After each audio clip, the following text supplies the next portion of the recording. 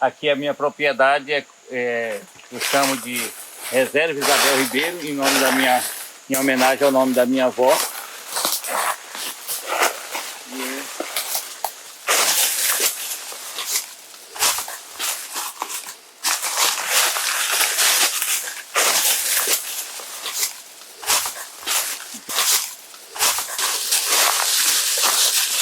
Aqui é uma castanheira, uma futura castanheira. Nasceu sozinho ou o senhor plantou? Nasce sozinho, porque a gente tem paiol de castanha, a gente corta a castanha e montou num lugar para dentro. Aí vem os semeadores, tem as cutias, os quatipurus, e uma série de animais que comem castanha, que carrega as castanhas. A cutia é a maior semeadeira que tem. Ela carrega a castanha e enterra no lugar para comer depois. E muitas vezes ela esquece. E todas aquelas que ela esquece, nasce. Aí eu só conservo. Eu não gosto que ninguém ande por aqui, porque alguns passam cortando. E aí não conhece e corta o que não deve.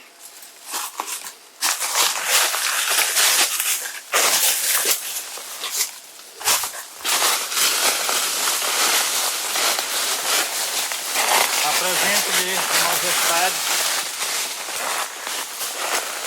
Esse é o orgulho da nossa floresta aqui.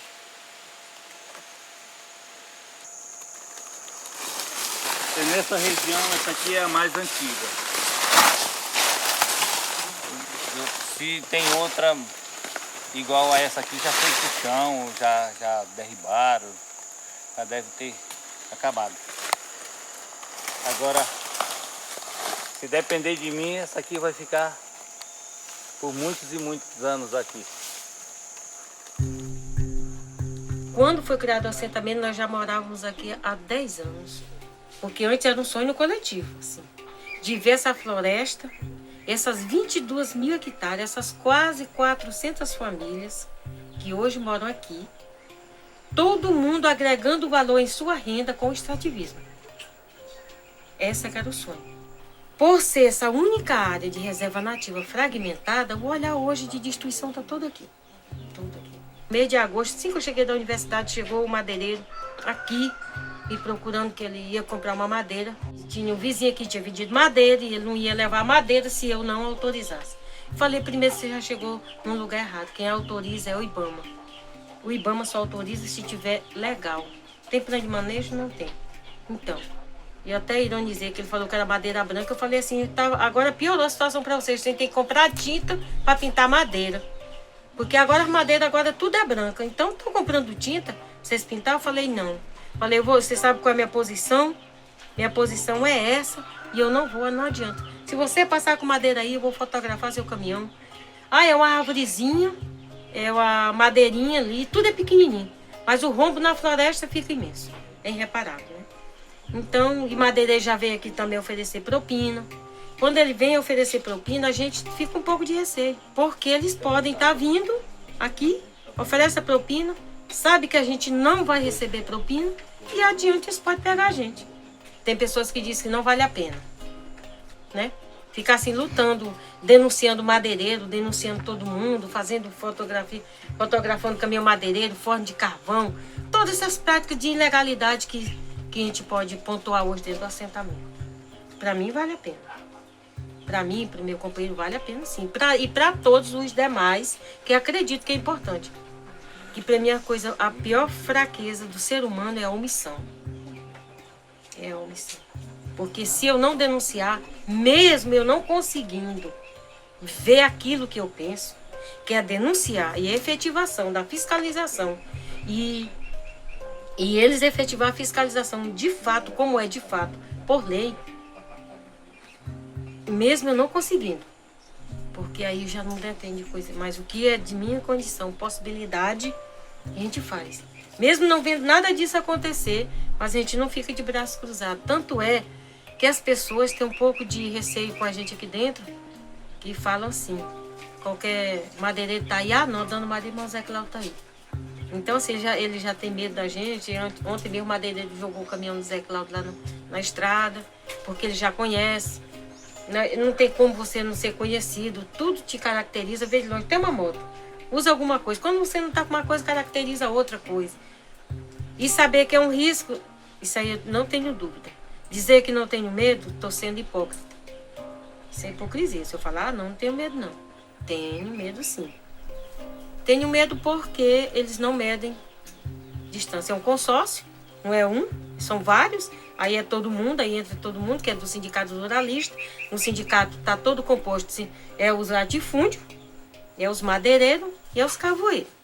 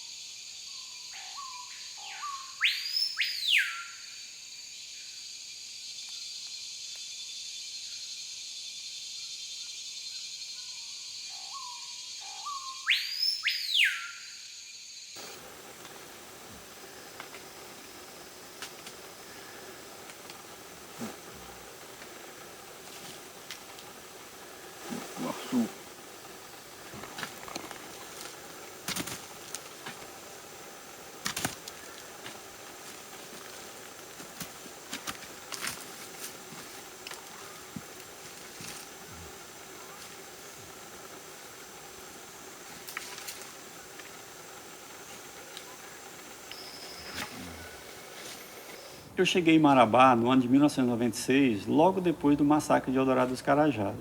E no ano de 1997, a gente tinha um acompanhamento muito próximo ao Sindicato dos Trabalhadores Rurais de Nova Ipixuna. Relação histórica devido aos conflitos na antiga PA-70, né? E aí eu recebi o convite de ir numa reunião numa comunidade à beira do rio Tocantins, que eles chamavam de região do Praia Alta. A ideia, eles falavam que era uma área de reserva de castanhal bastante grande, seria possivelmente uma área pública, e que existiam muitos ribeirinhos, pescadores, e tinham interesse de vamos dizer assim, pressionar o INCRA para criar um assentamento ali. Aí pegamos uma voadeira, descemos o rio e paramos à margem do rio e seguimos a pé por dentro da floresta. Andamos, acredito eu, uns 7 quilômetros dentro da floresta e chegamos na casa de um casal. Aí apresentaram o casal para a gente como sendo José Cláudio e Maria do Espírito Santo. A casa dentro da floresta, nenhum sinal assim de abertura, só abertura mínima do quintal, e deu para perceber que a relação deles com a floresta era de extrativistas mesmo, né? De coletores de castanha, de outros produtos da floresta. A reunião era numa comunidade que tinha, comunidade católica, uma comunidade eclesial de base, que tinha a uns 5 quilômetros ainda pela frente. Aí convidamos eles para irem com a gente. Eles toparam. Aí ele seguiu com a gente porque ele também conhecia melhor a estrada dentro da floresta, até os caminhos mais curtos, né? E aí seguimos, conversando, ele contando a história, porque o José Cláudio sempre foi muito comunicativo, a Dona Maria também muito comunicativa. Eles contando a história da ocupação ali, do pai dele, do tempo que estava ali, vamos dizer assim, da relação deles com a floresta. E aí, quando chegamos no local da reunião, já tinha outros agricultores, que era da região chamada Massaranduba, e fizemos então a conversa com o público que estava ali. No retorno, a gente percebeu que ele ficou muito entusiasmado com a ideia.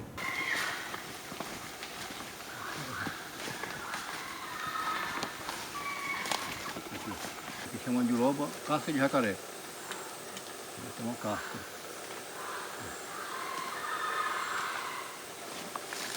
Não é de loba não. Olha. Tudo tem fruta aí debaixo. Essa chama de loba casca de jacaré. A minha usa para tirar o óleo.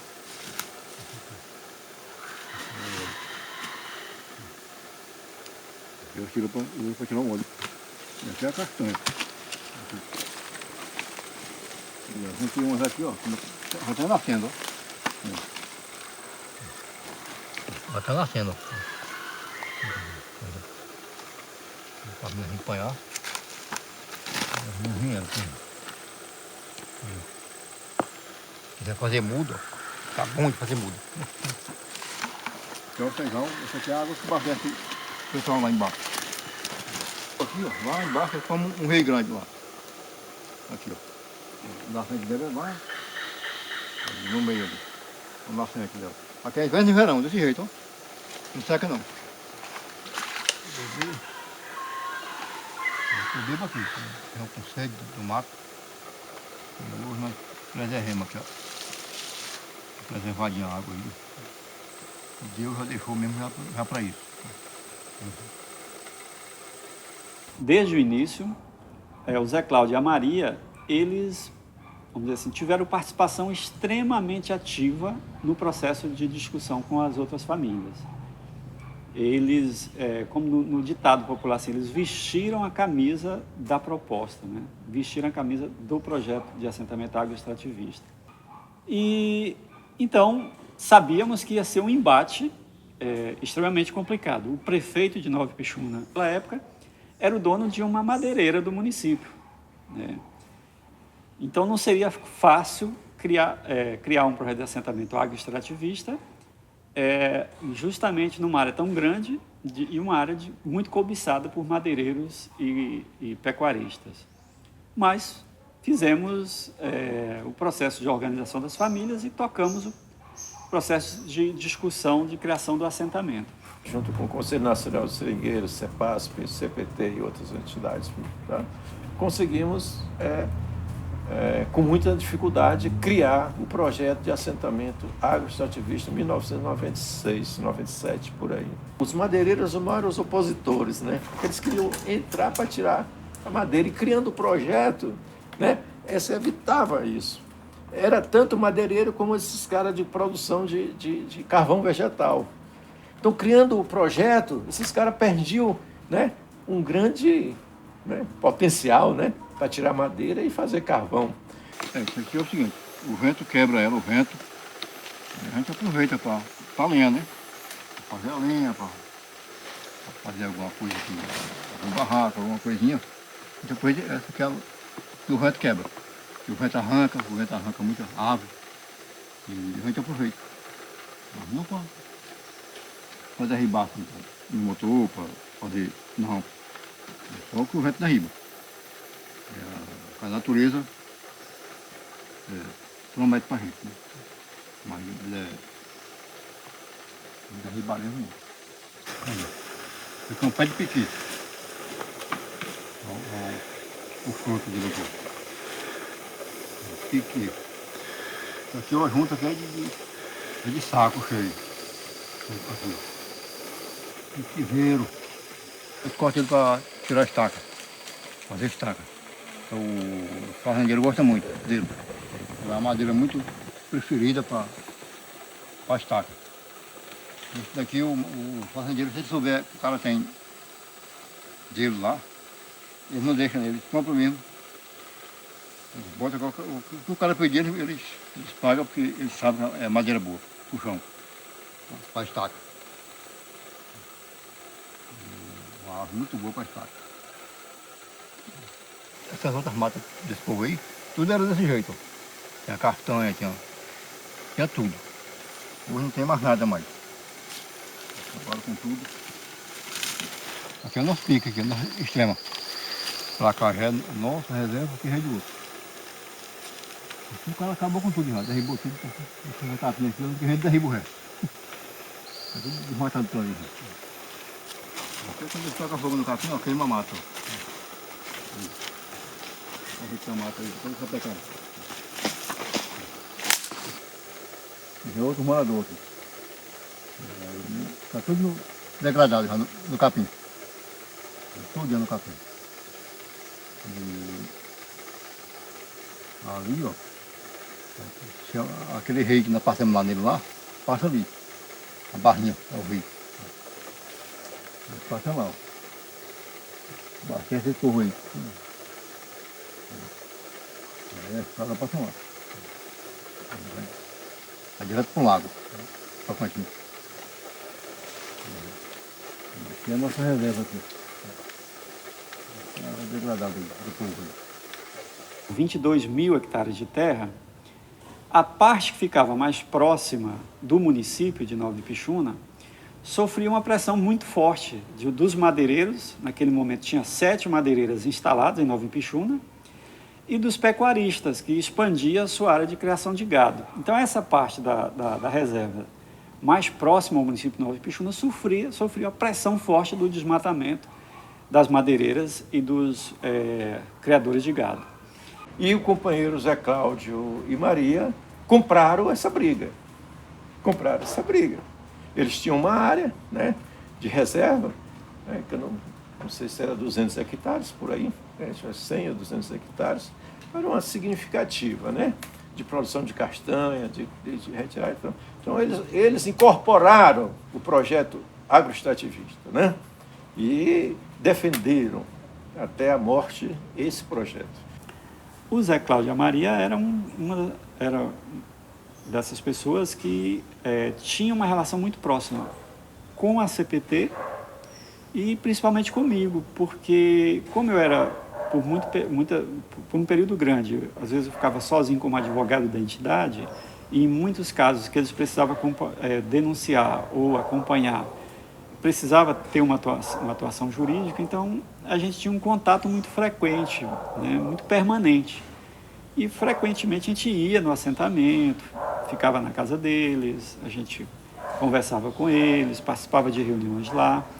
E eles não passavam, vamos dizer assim, nem um mês sem estar na CPT para conversar, para dizer como estavam os problemas lá, para trazer alguma demanda específica de lá. Então a relação nossa era muito próxima, né? A convivência nossa era muito frequente. Então, receber a notícia do assassinato, ainda mais do casal, foi um baque muito forte. Eu diria, fazendo uma comparação, quando eu recebi também a notícia do assassinato do Dezinho, foi um baque muito forte. O Zé Cláudio da Maria, diria que foi ainda, né, um baque maior por se tratar de um casal, né? E a forma como eles foram também assassinados. Zé Cláudio teve a orelha cortada, né? E a gente vinha num processo crescente assim, de denúncia das ameaças que eles estavam sofrendo, e perceber que o Estado não fez absolutamente nada e deixou que eles ficassem à mercê da ação de grupos que comandam o crime no campo. Isso foi bastante revoltante.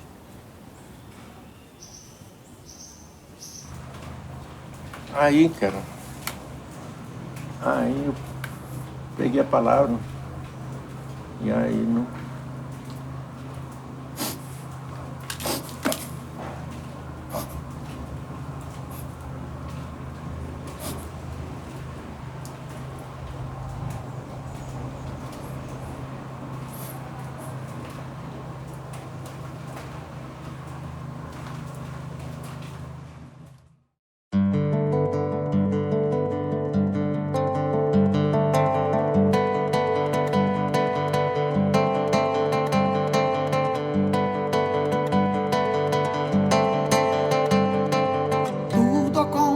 Num certo dia, hora da Ave Maria, o universo viu gerar. No princípio o verbo se fez fogo, nem Atlas tinha o globo, mas tinha nome o lugar. Era terra, terra.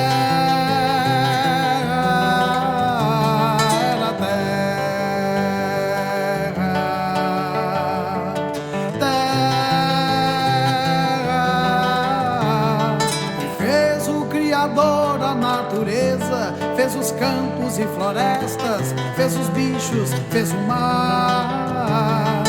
Fez por fim então a rebeldia que nos dá a garantia, que nos leva a lutar pela terra.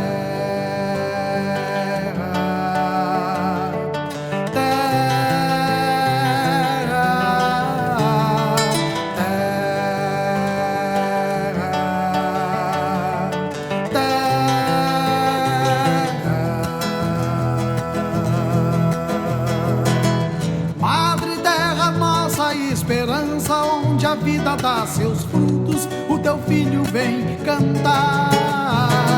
Ser e ter o sonho por inteiro, sou sem terra, sou guerreiro, com a missão de semear a terra.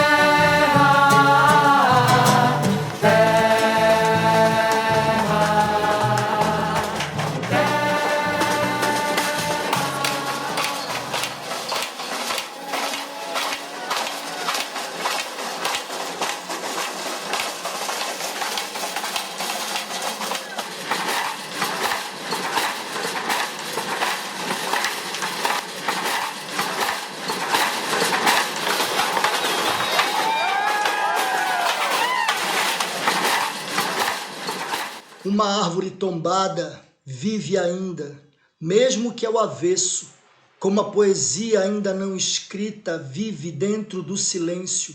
A outrora sombra úmida, líquida, é agora luz árida, meio-dia.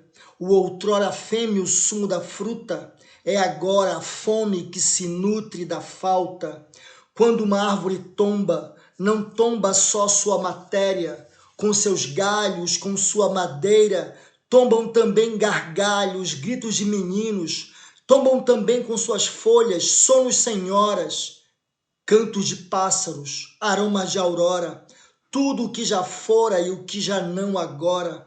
Também o homem, quando tomba, não morre só, nem só em sua matéria, sua voz já não ouvida, sua casa hoje vazia, a ausência de seus hábitos, a ausência de seus gestos, causam nos vivos um estado de óbito.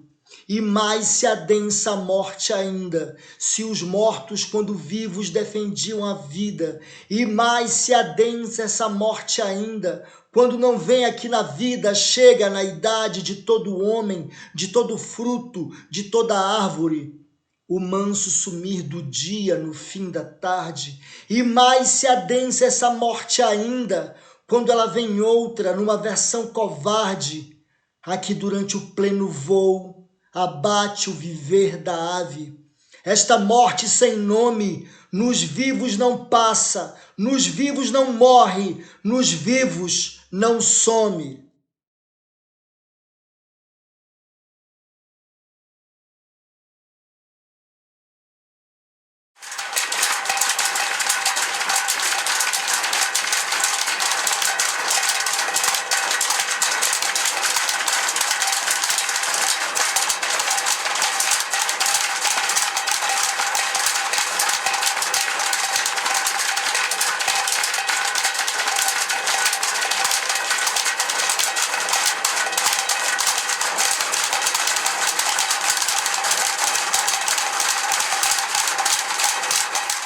Todos os casos de assassinatos no campo, a gente sempre enfrentou uma dificuldade muito grande por parte da polícia, de outros órgãos responsáveis, no processo de investigação, identificação e punição dos responsáveis pelos crimes.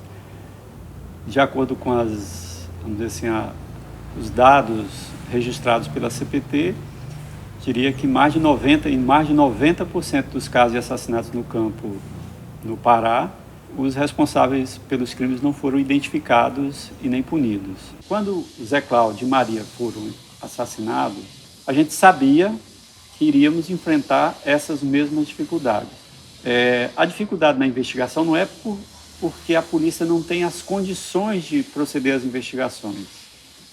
É devido às influências que exercem os latifundiários na região no processo de investigação da polícia. Então, isso causa embaraços, desinteresses, que acabam deixando a maioria dos casos impunes. Então, em relação ao caso Zé Cláudio e Maria, devido à história de vida deles, à história de luta deles, o caso alcançou uma repercussão muito forte a nível regional, nacional e até internacional. Isso obrigou o Estado do Pará a colocar a polícia para desenvolver a investigação.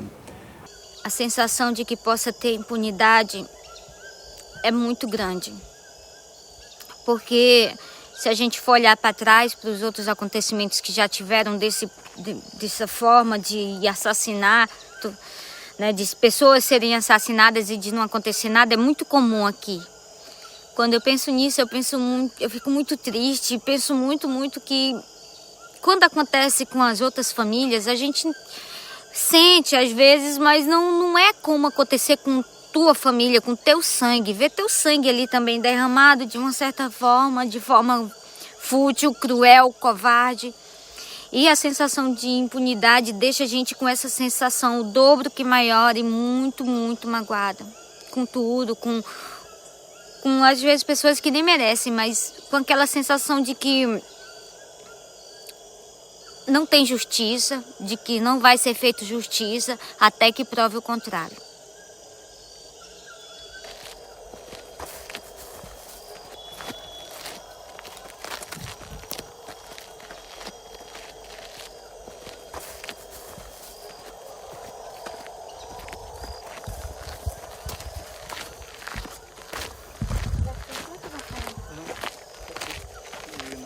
É muita coisa lá? E eu já tinha ligado pedindo para ele empacotar tudo, então... A gente ainda procura provas, a gente ainda procura várias denúncias que eles fizeram, se perderam algumas denúncias recibadas, então a gente ainda tem esperança de encontrar. Então, toda vez que a gente tem uma chance de vir aqui dentro, a gente sempre pega um pouco de papel, porque eram muitos papéis, né? E a gente tem medo que alguém queime, roube, extravie, então esse é o motivo de eu pegar os papéis. E são parte da história da vida deles, cursos que eles participaram, momentos, organização pessoal, organização de quando eles eram presidentes da associação.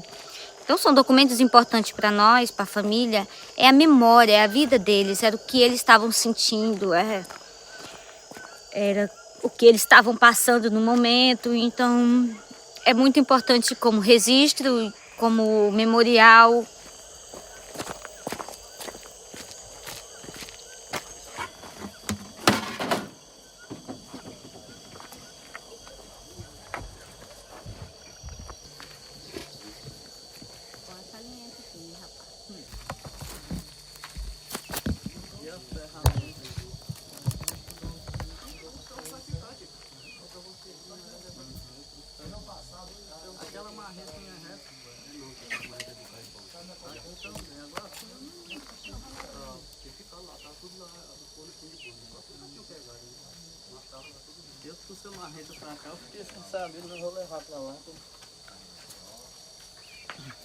O motivo de hoje a gente estar vindo aqui, de eu ter acompanhado, de eu ter pedido para o governo socorro por essas pessoas, em respeito à memória do meu irmão e da minha cunhada, porque eles protegiam essas pessoas, ajudavam essas pessoas. Então, eles morreram, mas não é porque eles morreram que a gente vai abandonar as pessoas que ele ajudava, né? Que ele estava tentando fazer alguma coisa de bom. Esse é o motivo de hoje a gente estar vindo aqui de novo.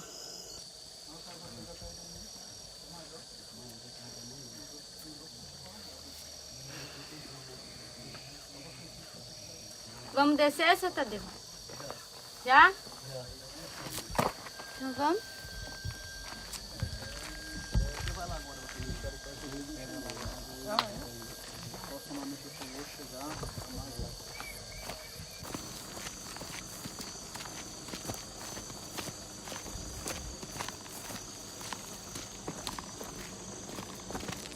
Descer para a cana, recolher a garapa da cana, roubar da cana, doçura do mel, se lambuzar de mel, afagar a terra, conhecer os desejos da terra, se o da terra propicia a estação e fecundar o chão.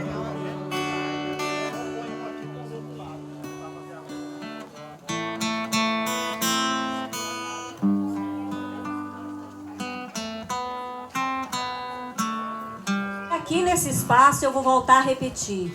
Nós estamos celebrando e vamos continuar celebrando a vida de Maria, a vida de Zé Cláudio. Então, assim, é com muita alegria que eu acho que a gente tem que fazer esse momento, a gente não tem que entrar num clima de pesar, de coisa, porque eu sei com certeza que eles estão muito felizes de estarmos aqui, tá? Então, assim, com muita alegria, com o coração cheio de alegria, nós vamos dar continuidade a esse momento para que possamos, né, iniciar a nossa caminhada. As investigações conduzidas pela Polícia Civil do Estado do Pará conseguiu identificar apenas a participação de 3 pessoas no crime que ceifou a vida do casal. Um deles, Lyndon Johnson Silva, que teria sido um dos executores do crime.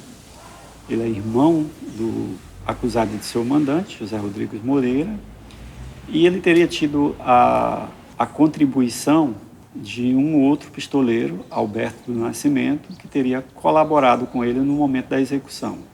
Então vamos lá, meu povo, celebrar a vida e continuar a luta, não é isso?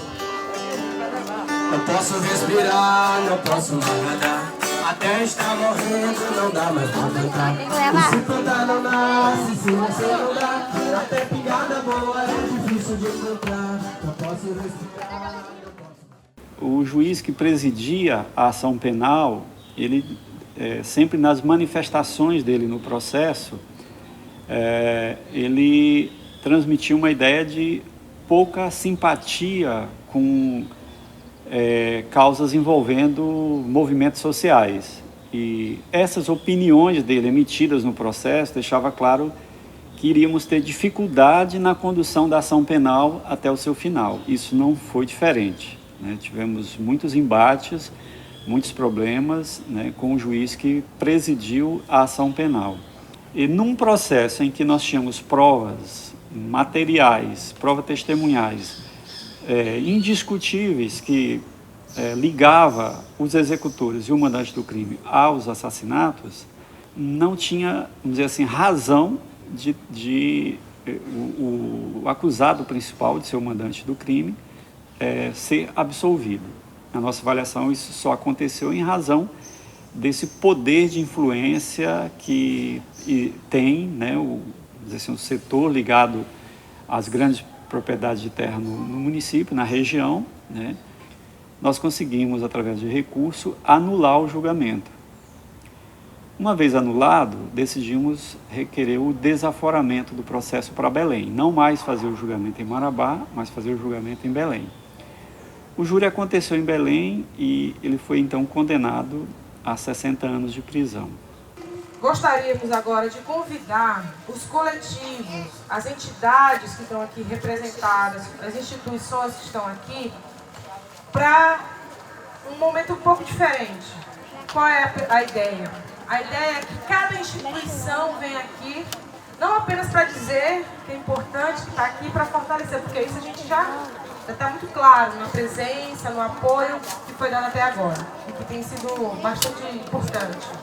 Mas a ideia é que cada organização possa pegar um elemento da natureza que nos cerca, qualquer que seja o elemento, e vir aqui e dizer para todo mundo, e dizer especialmente para a família que está aqui, e também para os assentados e assentadas que aqui moram, qual é o nosso compromisso daqui para frente.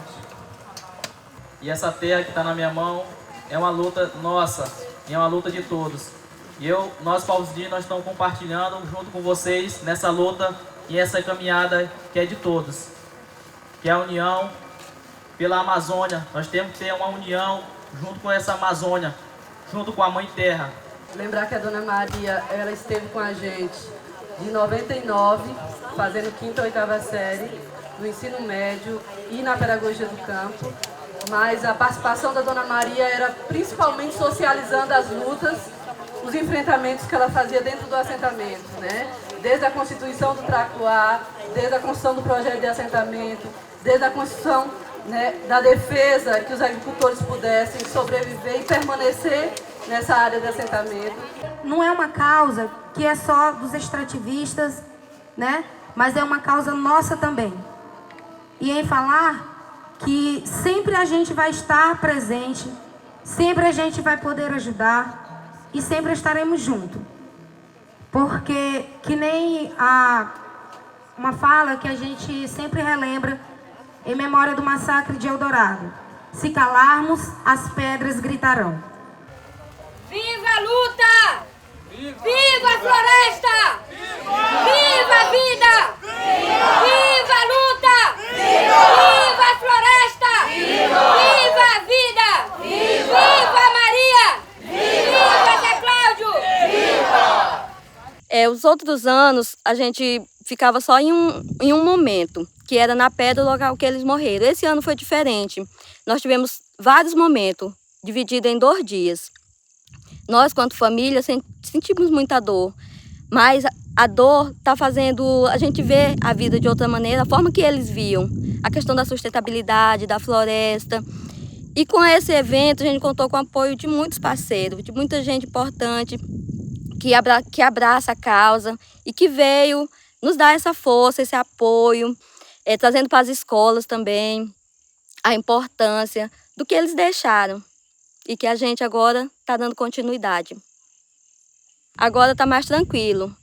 Assim, a família tinha muito medo, porque uns estão presos e outros estão soltos ainda aqui nessa região. A família sentia muito medo, mas agora está muito tranquilo. A gente está enfrentando, está trabalhando nas escolas, estamos trabalhando com as crianças e está surtindo efeito.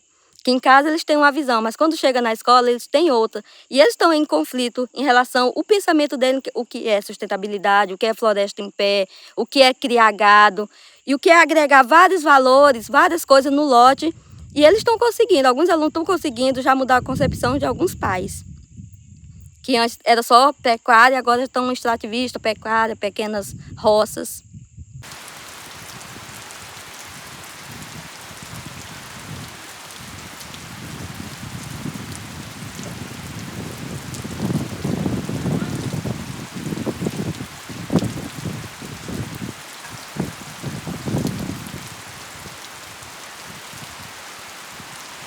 Devido às ameaças que tivemos, recadinhos na caixa de correio da minha avó, lá na cidade, a gente conseguiu um apoio para instalar câmeras, tanto aqui na reserva, quanto lá na cidade, na casa da minha avó, na casa do meu pai, e no terreno lá da casa da minha avó.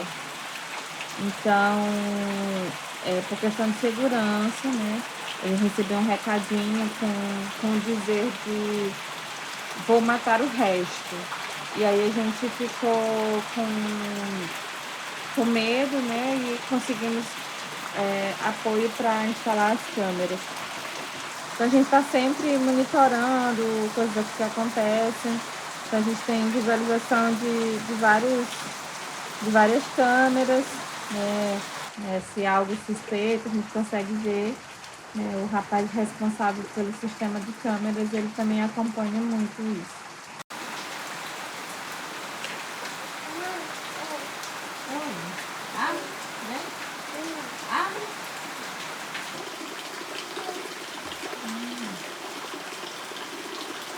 Olha a mão, você tá no machucar. Vai, vem.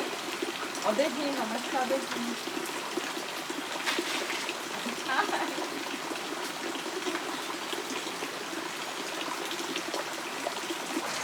Está sempre tendo apoio não só da CPT, mas de instituições internacionais que estão nos apoiando nessa questão de proteção pela nossa segurança, né? Em função da nossa luta, nossa causa.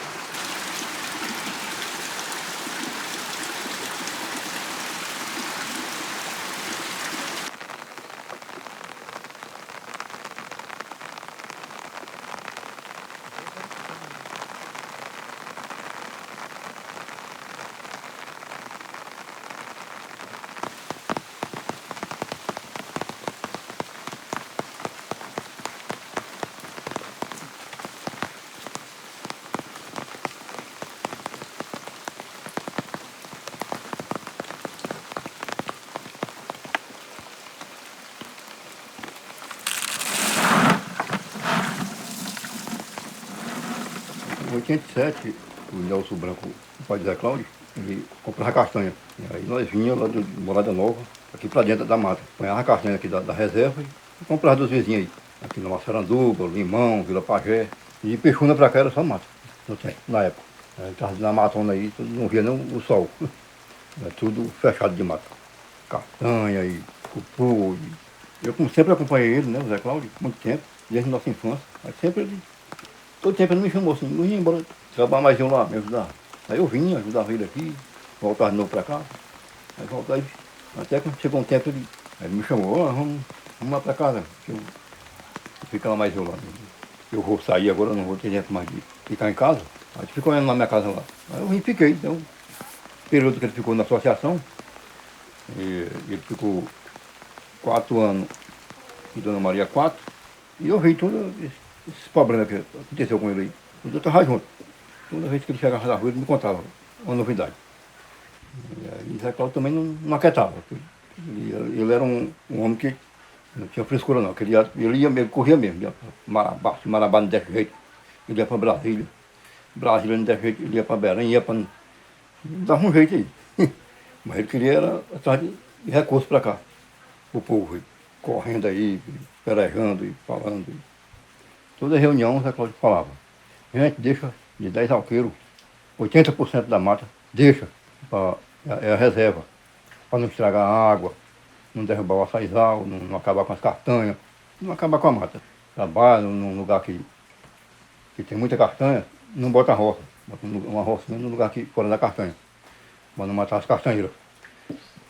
Depois que o pessoal começou a chegar esse pessoal, fazendeiros, povo, e acabou com as matas, debatearam as matas e acabou. Hoje a reservinha que tem é essa daqui, essa dele aqui. E assim mesmo o pessoal vem, pega as castanhas, pega cupu, mata a caça, carrega o cipó, carrega a madeira para fazer um cabo da enxada, um cabo de uma foice, do machado, tudo daqui de dentro. E ele falava o pessoal deixar um pedacinho de mata, 3 alqueiros de mata. De 10 alqueiros, deixava 3 no açaizal, deixar uma castanha, para depois os filhos deles e os netos não virem perseguir a gente. E hoje está acontecendo isso. Tem vezes que anda aqui que eu não colho castanha.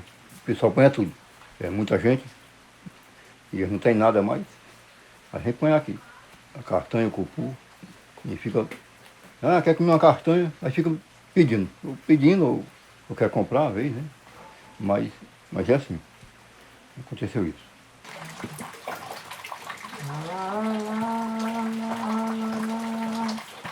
Cristo me guia no teu poder, Ele é o Deus muito fiel, Ele é o Deus de Israel.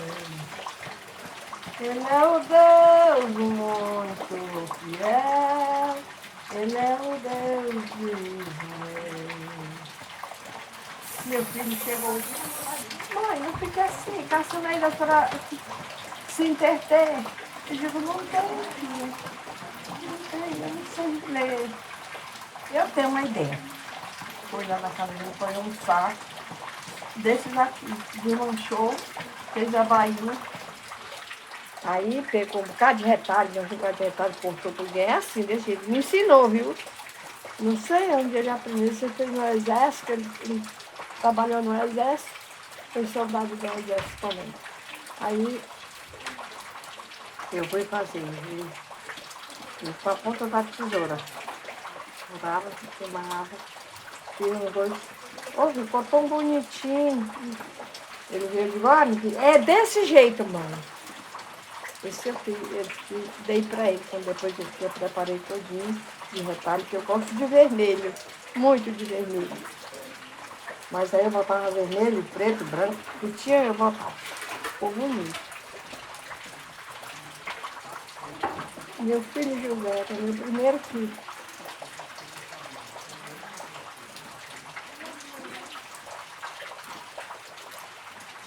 Eu morava aqui perto dele. Quase todo dia ele ia lá onde eu estava.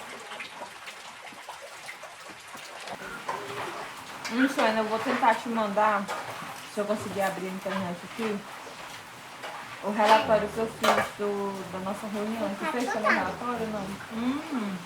Eu anotei algumas coisas aqui, mas eu já escrevi no computador aí. Mano. Essa porcaria que eu conheço é a branca, da flor branca. Mas essa aí é da roxa, ó. Da roxa, né? É. Essa é a flor branca. Eu jurava que essa era branca. Será que ela muda de cor? Porque eu lembro que eu... Não sei se é esse ou aquele outro pé ali de baixo. Que tem a flor branca. Eu não me engano, eu tenho certeza que eu vi aqui. Da branca. Foi meu avô que plantou na década de 80. Foi uma das primeiras áreas que foi aberta aqui na reserva. E era o sonho do Zé Cláudio da Maria acabar com esse capim. Eles sempre falavam que queria acabar com esse capim porque naquela época meu avô, né, tinha uma ideia diferente do que a gente tem. Então agora, depois de algum tempo, a gente, com a ajuda da CPT e de diversas outras organizações parceiras, a gente está reflorestando essa área. Essa área, embora esteja verdinha assim, com esse capim, mas esse capim está controlado. A gente corta e vai deixando ele na área. E isso vai abafando os outros capim para não nascer mais capim e mantendo a umidade do solo. Você pode ver que embaixo dessa camada, chama biomassa, eu chamo de capim cortado morto. Na terra protege o solo, né? Então aqui a gente tem várias vantagens, né? Desde manter o solo, evitar a erosão, adubar a terra, né? E evitar que o capim cresça com mais força.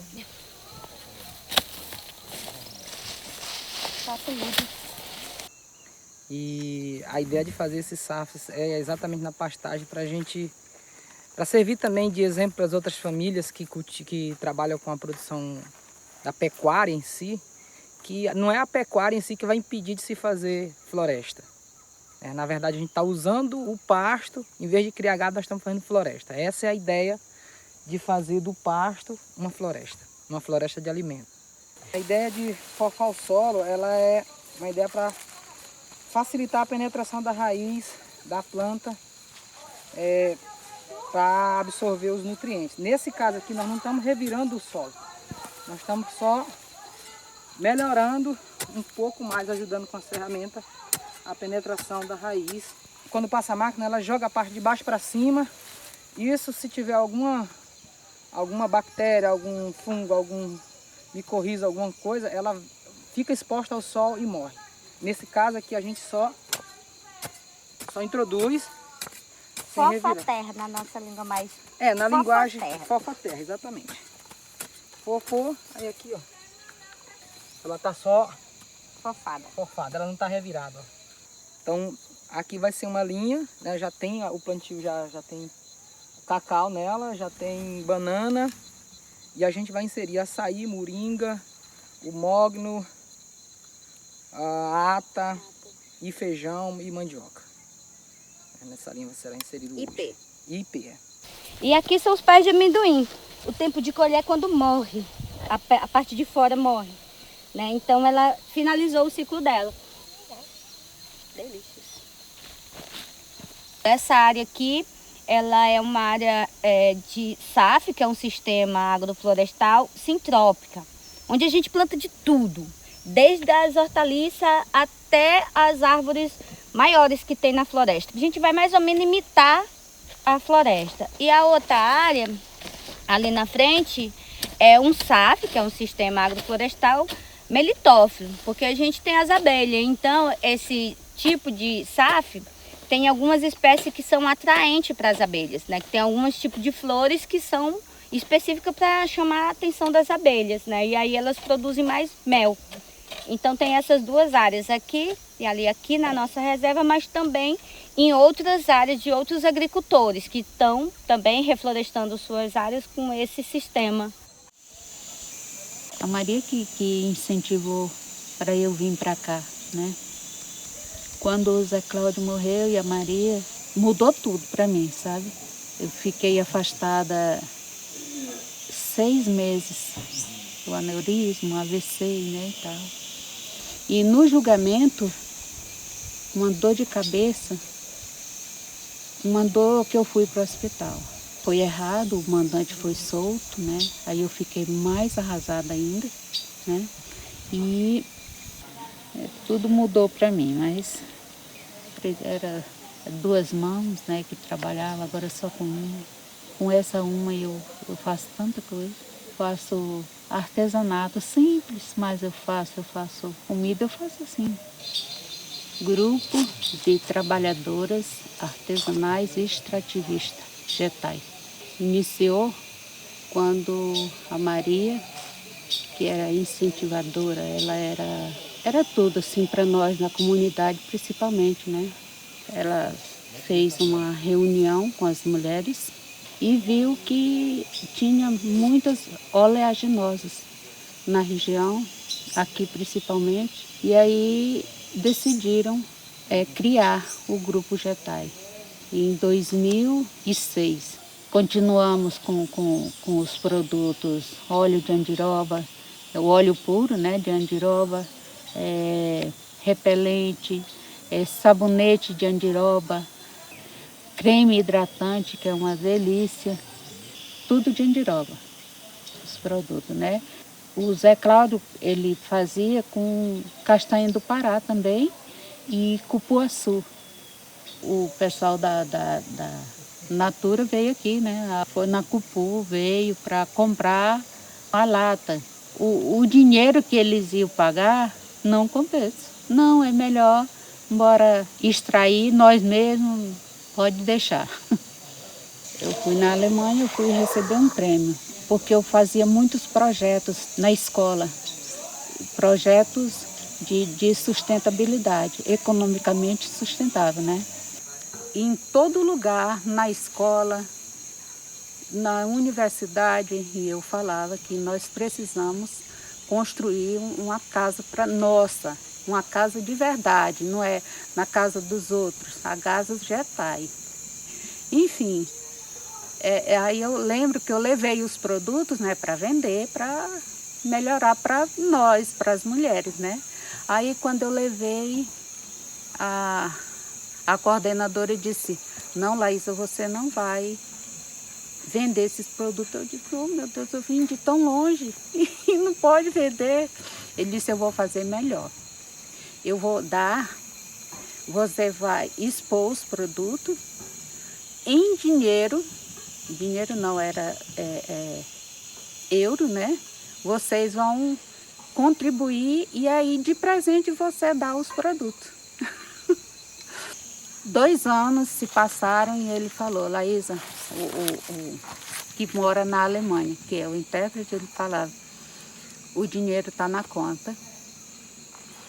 Ai, o dinheiro, eu chorei assim de emoção, né? A casa.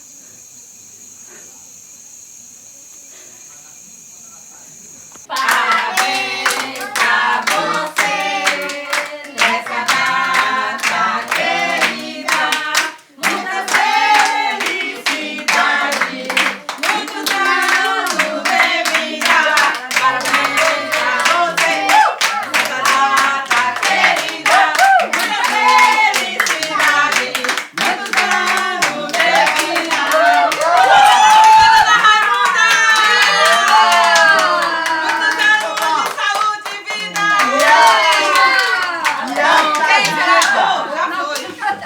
Essa vida quem dá é nosso Senhor Jesus Cristo. É quem dá essa vida para nós, para ela que está nessa idade, para eu e para vocês que são mais. Quando a Maria morreu e o Zé Cláudio, a família saiu, tanto da minha família como a família da Claudelice, tudo saiu para Marabá, com medo, né, das ameaças. Quando retornei, aí as ameaças continuaram sempre. Falava mesmo, né? O Zé Cláudio era mais forte. Eles venceram, agora vocês é muito mais fácil. E reiniciamos tudo. A casa agora é verdade. E para mim, o Jetai é um sentimento profundo, não tem explicação. Toda vez que nós estamos produzindo, eu lembro deles. A presença deles, a luta deles.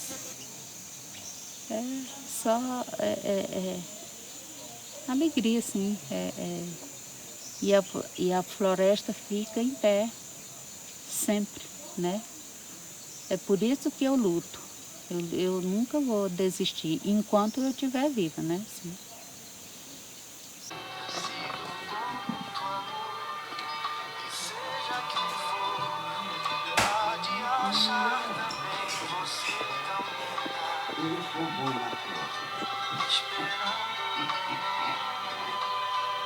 Não que quando a barriga sumiu, a costa apareceu.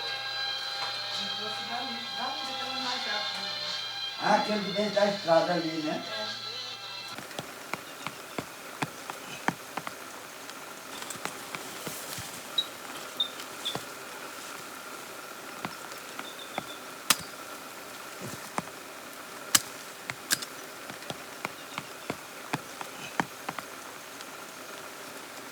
E aqui é um lugar que pra gente é mais do que a reserva que o Zé Cláudio e a Maria defendeu e protegeu. Essa terra tem uma simbologia de luta, da luta que eles tiveram, do que eles nos ensinaram com relação à floresta, com relação às pessoas. E esse é o trabalho que nós desenvolvemos. Esse espaço, desde que eles foram arrancados da gente, nós usamos para os processos coletivos, tanto da comunidade como de outras comunidades, como acadêmica, como de outras comunidades que é fora do município. Enfim, e como um espaço físico que é um símbolo de luta e resistência dos povos da floresta, dos povos que lutam pelos direitos humanos. Nos últimos anos, nós temos organizado um instituto, Zé Cláudio e Maria, que leva o nome do casal e que se propõe a fazer o que eles faziam, que é a defesa dos direitos humanos, que é a defesa do acesso à terra, ter um meio ambiente equilibrado, floresta em pé. Também trabalhar muito junto com defensores, outros defensores que estiveram na mesma condição que o Zé Cláudio e a Maria, de ameaçados de morte. Nós não queremos mais mártires, nós não precisamos de mais mártires, mas para isso nós temos que fazer uma coalizão junto com outros defensores, com outras organizações, para dar apoio e suporte aos defensores ameaçados. Sementes e óleo. Aí a gente tem que dar uma primeira. Foi, eu ficou muito leite.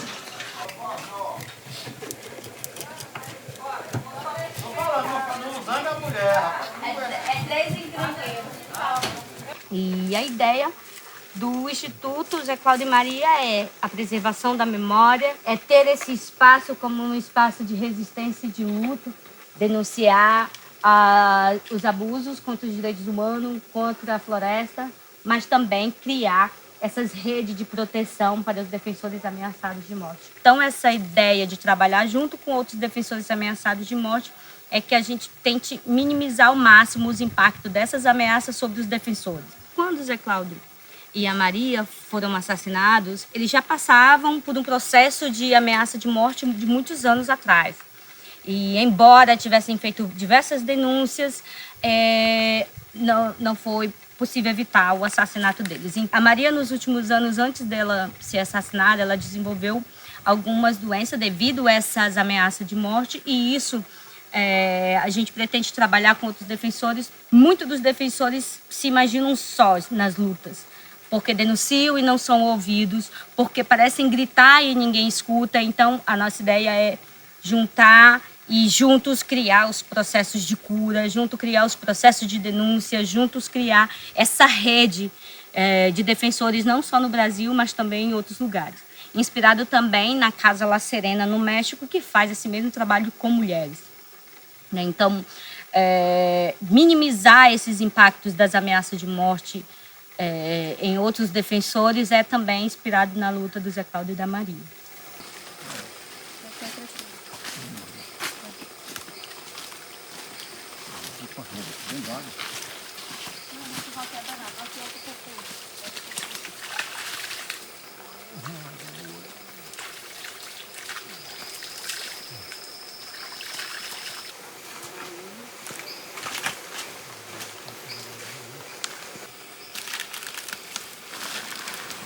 Essa área aqui, esse açaizal, é um dos 6 que tem aqui na propriedade. Ele segura as nascentes, né?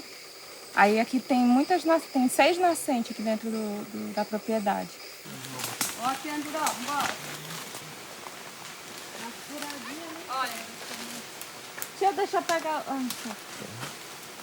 Olha aqui, ó. Elas dão mais assim perto da água. Essa aqui já tá germinando. Em 2006, a gente fez o mapeamento das andirobeiras aqui na terra. A gente catalogou 30. Aí essa aqui é a 27. A gente deixava um tanto assim do prego para poder não impedir o crescimento. E a gente já, ó, de 2006 para cá, ó, já se vão 15 anos praticamente e ela já cresceu muito. Então, se é a andiroba rosa, que é o que a gente costuma falar. Já que está o período, né, de queda das frutinhas do copinho. Nós gostamos e os bichos também da floresta. Ó, isso aqui é um buraco de um tatu. Ele de noite faz a festa aqui comendo najá. Isso aqui, ó, depois que a gente come o coquinho, aí dentro tem um caroço. O caroço a gente serra para anelzinho. É bom de tucum, mas esse aqui também faz. Fica muito bonito, é uma biojoia. É a sustentabilidade. E ó, além de ser saboroso. E lá o corpo espinho passou no tempo. É Nância. Tá sentindo a paz? É o nosso cantinho da paz. No tempo do tio Zé Cláudio, antes de fazer banheiro lá em cima, aí aqui sempre foi o banho. Aí vinha cedo, a armeirada com as bacias cheias de louça. A areia era usada para tirar o carvão das panelas. Mas aqui sempre foi um cantinho, a nossa reserva de água, né, digamos assim. E queimou, a gente está reflorestando aquela parte de capim. Então foi a necessidade de fazer a irrigação. Aí nosso amigo veio, o Fleiton, que entende, né, de irrigação. Aí fez esse sistema aqui. Tem outro cano que passa de lá, que vem. Porque se secar um dia ou alguma coisa assim, tem mais um cano que ajuda. Aí esse cano vai até lá no milho, lá na nossa roça lá e nas plantações que tem.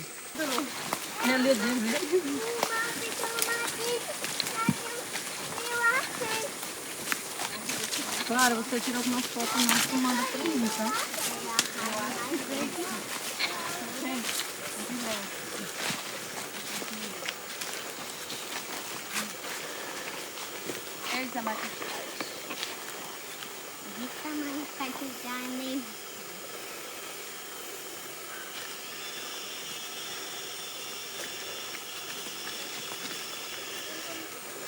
Segundo a ciência, os estudos, uma castanheira ela cresce 1 centímetro por ano. Parece pouco, mas essa castanheira aqui, ela na última medição tinha 10,50 metros, que isso acho que foi 2010. Ou seja, essa castanheira é milenar. Então ela tem muitos anos, ela é a mãe, acho que de todo esse castanhal que nós temos aqui tá descampado mais, mas é porque ela tá perdendo muitas galhas. Ali é galhas dela, isso aqui é galha dela. Então, ela já está cumprindo o seu ciclo de vida. Claro que vai deixar a gente muito triste, mas o Zé Cláudio sempre falou. Fizeram uns cálculos matemáticos, não, essa castanha dá não sei quantos metros cúbicos, te ofereço 300 mil, e ele não tem dinheiro que pague. E ele falou, eu morro e essa castanheira fica. E é isso. Se ela cair, é porque ela cumpriu o papel dela.